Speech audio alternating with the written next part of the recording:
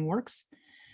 And we have a lot of really exciting speakers. I'm really impressed. We have, I believe, over 7 different denominations. I don't have them written on here because it's really kind of irrelevant. But yeah, so Diana, thanks for joining me. Hi. Absolutely. Glad to be here.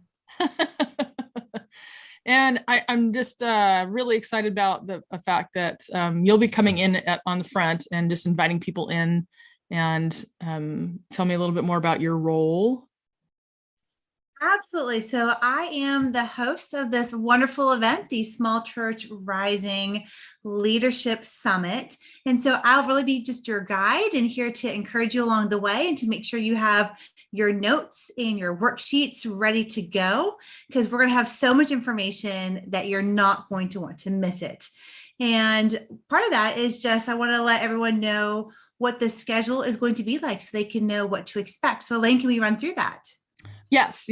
And so for everybody needed to register, absolutely, at summit.fishingfortruth.com. And it's the number 4, fishingfortruth.com is where you register to be able to get all of the worksheets and all the information and handouts and things.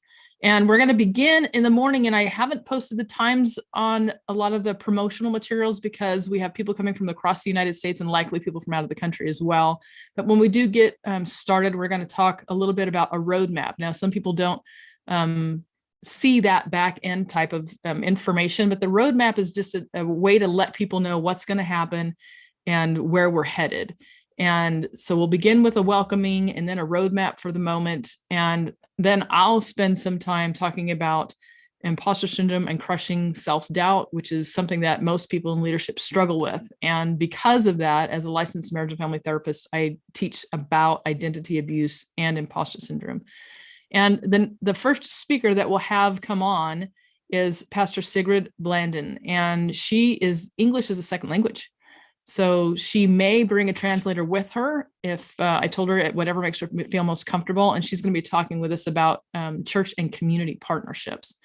And I know there's just huge value in being able to really look at small churches and how they fit into the community well. And she has a really great example of coming together with larger partnerships in the community to provide for her specific congregation and her specific community. And it's been really, really just incredible what they've pushed through and the size of their congregation, which is a tiny congregation. And to see what she's been able to do has been amazing.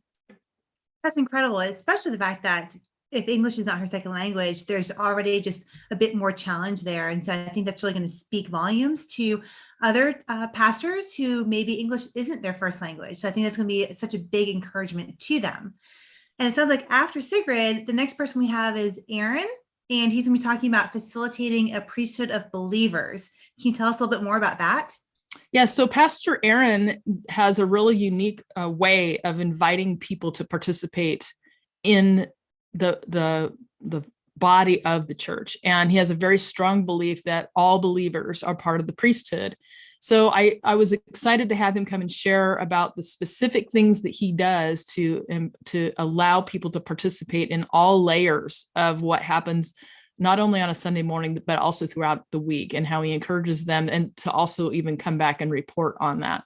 And that's, to me, the way the church, really should appear, right? As that we're all out doing, and it's not just we come on Sunday and do the thing, but absolutely, to really engage. Yeah, absolutely. I'm excited about that. And then after Pastor Aaron, we go straight into our first panel of the day. And our first panel is going to be talking about the purpose of the church and traditions versus commands. And you've got quite a number of people who are going to join us on this panel.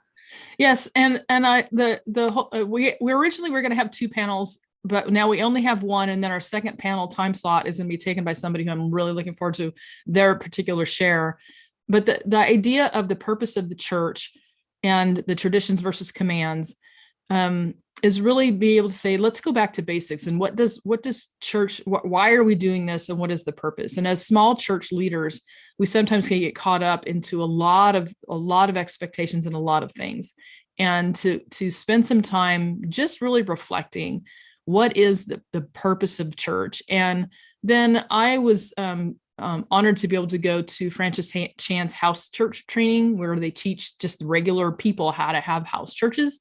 And one of the exercises that we did was having to go through and differentiate between traditions versus commands. And so having that opportunity just to hear, what are some of the things that we feel like they're commands, but they're actually just traditions, and vice versa, things that that we do that we're like, well, it's just a tradition, we don't really need to do it, but it's actually a command. And having, again, people from different denominations having that conversation, I think will be really interesting. We have people obviously in 1, 2, 3, 4 different denominations that'll be in that particular panel. So I'm really excited about that. And then we go on to the facilitating intergenerational ministry. And this one was the hardest slot for me to fill, but one that was really valuable, that people said when I ran the poll of what would you want in this particular type of event? And they said intergenerational ministry. And so when I ran into Pastor Chad, he was referred to me by somebody else. And he showed me, he sent me an email with like all of these statistics and his church growth and what he did and his philosophy about how he does stuff. I had a conversation with him. It was fantastic, just talking about how to tell the story from the small church that he started with and what he implemented it and then how it grew. So that will be really, really exciting. Absolutely. And then it looks like we go straight into bivocational effectiveness, which I think is critical for small churches, because so often you do have to be back into the marketplace. So tell us a little bit about that. Well, it's true that I put a poll inside one of the Facebook groups that I'm in that has all ministers in it. And I said, how many of you are bivocational? And it was just me. And it was just, shocking to hear what they were doing and how many things they were doing. So not only having a job, but doing the church, but then volunteering on the side and thinking, okay, is there a way to do this effectively and healthily? So the purpose of this particular segment is to say, are we doing life in balance? Because financially there is a need for a lot of pastors to be able to have a job that satisfies their personal needs outside of their ministry as the church. And Pastor Craig, I actually met him through a couple of entrepreneurial organizations and the speaker training program that I'm in.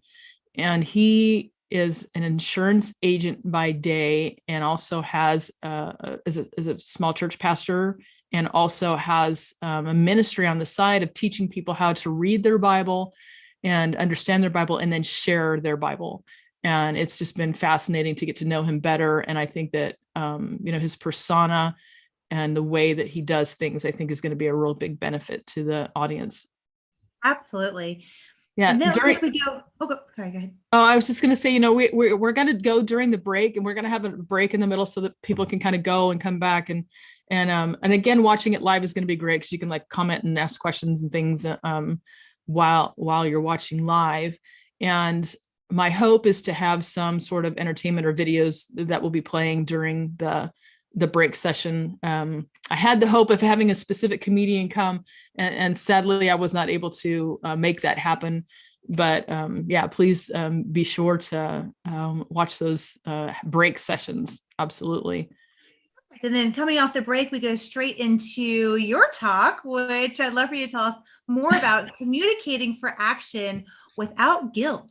Yes, without guilt and shame. Oh my goodness. So I don't know about you, but oftentimes when we're in church, everything's laden with guilt and shame. And we have to, we're feeling like we have to do things because they're guilty, or we're trying to get people to do stuff, and we use a lot of guilt and shame. So I got the chance to be trained professionally as a speaker, to learn how to speak the language of people and have them participate and show them ways to have that discussion so that they want to participate, so they see the benefit of participating and utilizing professional speaking skills. And it's not, and I say this all the time, it's not manipulation, it's articulation in a way that invites people. So we talk about the invitation to the altar, and invitation, it should not be a guiltitation, right? Or a shameation. It's right. An invitation. And so I love being able to teach people just some of the really simple tricks of the trade to be able to help people find their own personal desire to participate in the things that church leaders are offering. Absolutely. Love that. And then I know you mentioned that we're not going to have a second panel. So tell us more about Pastor Scott and just what he's going to be bringing to us. So Pastor Scott, I don't believe he is a pastor. He is actually the executive. He is the executive director of Lifeway Research and Lifeway Resources. And he will come and share just amazing statistics about small churches, about pastoral self-care, how churches can promote pastoral self-care, as well as how pastors can request self-care. And I came across his article from the research about just small churches in general and how more than half of the churches in the United States are small churches under 100. Most of them are 65 or less. And by finding that statistic that was written by one of the people that are hired by Lifeway, I ran across this other article about pastoral self-care that Scott McConnell had written. So I contacted them and asked him if he would be willing to come and share with us some of the findings, and just to be able to remind us that the small churches are the norm. And if we are normal, let's build each other up and expand. And what I put in one of the emails that I sent out was that if every single church in your community was full on a Sunday, there would still be tens of thousands, if not hundreds of thousands of people still not in church. So the goal isn't to shut the churches, it's to edify and build up the churches and have more of them so that everybody has a place to go on a Sunday. Absolutely. Exactly. I can't even imagine if every single church was full. Right. There's still so many lost people out there. And so love that. And just, again, how he can help support and equip small churches. And then we go straight into what seems like a really interesting topic, which is surviving conflict, which of course, none of us here have ever dealt with conflict, right? So tell us about our next speaker. Yeah, so Pastor John, I also met him through some entrepreneurial work and through the speaker training program. He's a really great guy. He's been in the pastorate, I think he said 38 years, and he also likes canoeing. And so he does his little videos on Facebook. If you ever look him up, he's like in his canoe and he calls it Kayak One. And he's like, I'm here today on Kayak One. And he's doing this little video while he's paddling around. I love it. And he also, oh my gosh, he's like a drone expert for the FBI, and he's done chaplaincy. And I'm probably quoting all sorts of stuff wrong, but and as a pastor, and so he's been in it for a long time. And he also works with negotiations and this kind of thing. And I think that what he'll be able to come and share really from a professional standpoint will be fabulous. So again, I'm really looking at all of these people who are coming in. They're coming from, the small church reality, but with so much information to share. And I think it's going to be absolutely a fascinating time. Absolutely. And Pastor Elaine, what is your hope for everyone who's able to participate and to be a part of this summit? What's like the one takeaway that you want everyone to go home with? I want everyone to go away with probably two things. One is that God is pleased with what you're doing. He's pleased with you. He called you for a purpose, and he's pleased with your dedication to that. And the goal really to look at this particular event is to take some of the mystery out of growing your ministry. Understanding that there are ways that we can help each other grow your ministry. And I think coming together as a community of pastors and saying we all have something to share is going to be helpful for everybody. Really genuinely take a little bit of that mystery out of growing their ministry. And I'm really, really looking forward to it.